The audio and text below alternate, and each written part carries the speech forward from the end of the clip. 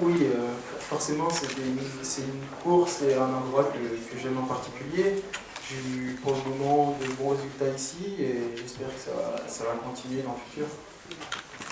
So yes, definitely. It was my first podium a year ago, so I love the place. It's a place that I have a particular feeling for, and I just hope that these great results will keep on coming here.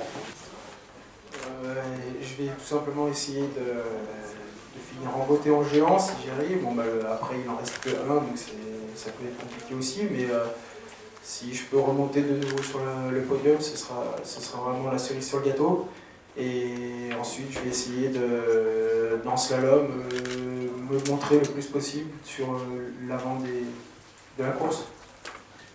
So, well, there's just one GS still to race, so definitely it's going to be hard, I know that, but after the feeling today, I'd like to make it again back on the podium, and I hope that the slalom I can better myself from the results from this season. So, Marcel, can you tell us a little bit, probably all kinds of mixed feelings today? You've achieved a lot, but you told us before the race, my dream would be to finish the globe already today.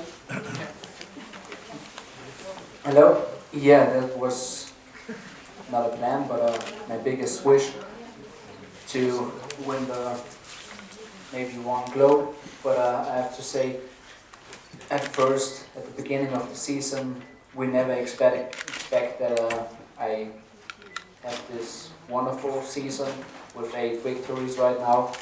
So it doesn't matter if I win 1, 2 or 3 globes, maybe no globe.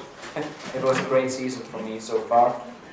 And today it was really tough for me. The first run, it was incredible. I thought I had a good run, but Ted was 1.6 of a second in front.